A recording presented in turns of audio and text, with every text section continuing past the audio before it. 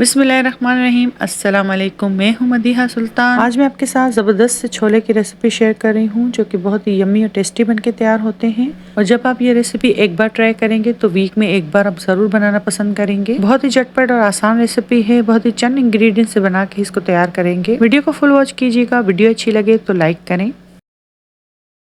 सबसे पहले मैंने यहाँ पर एक कढ़ाई ली है, उसमें मैंने ऑयल शामिल किया है आधा कप। इस रेसिपी में ऑयल हम थोड़ा ज़्यादा ऐड करेंगे, आप चाहें तो घी भी ऐड कर सकते हैं। यहाँ मैंने 2 मीडियम प्याज ली है, बारीक चॉप कर लिया है उसको चॉपर में। आप चाहें तो हाथ से भी कटिंग कर सकते हैं। इस रेसिपी में प्याज जो है वो बारीक चॉप होगी ताकि ग्रेवी हमारी अच्छे से बन के तैयार हो। प्याज गोल्डन ब्राउन हो जाएगी तो मैं इसमें टमाटर शामिल कर दूँगी। तकरीबन 3 मीडियम टमाटर लिए थे, उसको भी मैंने चॉप कर लिया है, ये मैं इसमें शामिल कर रही हूँ।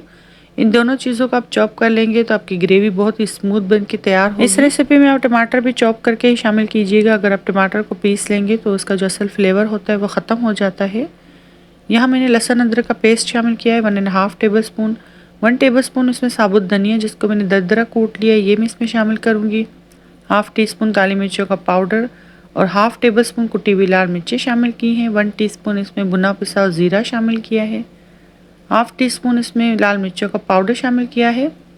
ये कश्मीरी लाल मिर्चों का पाउडर है, इससे कलर बहुत ही अच्छा आएगा ग्रेवी में। नमक शामिल करेंगे 1/2 टीस्पून। 1 टीस्पून नमक मैंने छोले बॉयल करते वक्त भी इसमें शामिल किया था। इस रेसिपी में मैंने तकरीबन 400 ग्राम छोले लिए थे जिसको मैंने ओवरनाइट सोक करके रखा था।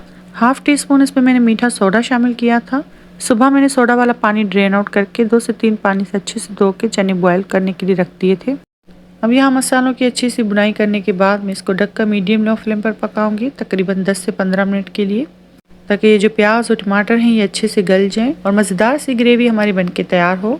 आप वीडियो में देख सकते हैं कि ग्रेवी का कलर कितना मज़ेदार आया है। मैंने इस रेसिपी में तकरीबन 2 कप छोले लिए हैं। जब छोले अच्छे से बॉयल हो चुके थे तो मैंने आधा कप इसमें से निकाल लिए थे उसका पेस्ट, ताकि जब हम ये पेस्ट ग्रेवी में शामिल करें तो बहुत ही मज़ेदार सी ग्रेवी बनके तैयार हो। ये छोले बहुत ही मज़ेदार बनके तैयार होते हैं। आप एक बार इस रेसिपी को ज़रूर ट्राई कीजिएगा।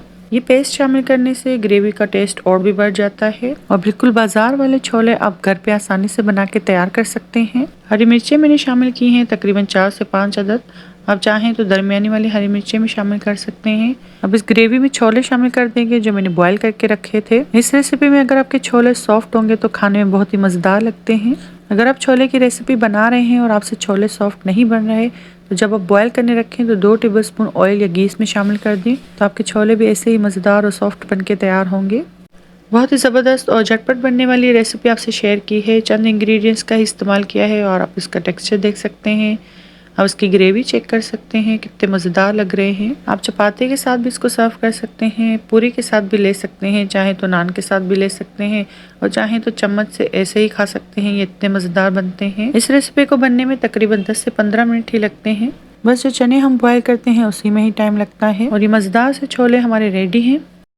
देखा आपने कितनी झटपट रेसिपी है। इस रेसिपी में हमें ज़्यादा मेहनत नहीं करनी पड़ी। देखा आपने कितने झटपट मज़ेदार छोले बन के तैयार हैं। बस एक बात का ख्याल रखिएगा, जो टमाटर और प्याज इसमें हमने चॉप शामिल की है वो चॉप ही शामिल कीजिएगा ताकि इसकी ग्रेवी जल्दी और स्मूथ बन के तैयार हो। ऊपर से थोड़ा सा हरा धनिया मैंने छिड़क दिया था। आपके पास अगर अदरक हो जूलियन कट की हुई तो वो भी इस पर शामिल कर सकते हैं। उम्मीद करती हूँ ये रेसिपी भी आपको पसंद आई होगी। रेसिपी अच्छी लगी तो वीडियो को लाइक करें, शेयर करें अपनी फैमिली और फ्रेंड के साथ। चैनल पर नए हैं तो चैनल को सब्सक्राइब कर दें। मुझे अपनी दुआ में याद रखिएगा। मिलते हैं किसी नई रेसिपी के साथ, तब तक के लिए अल्लाह हाफिज़।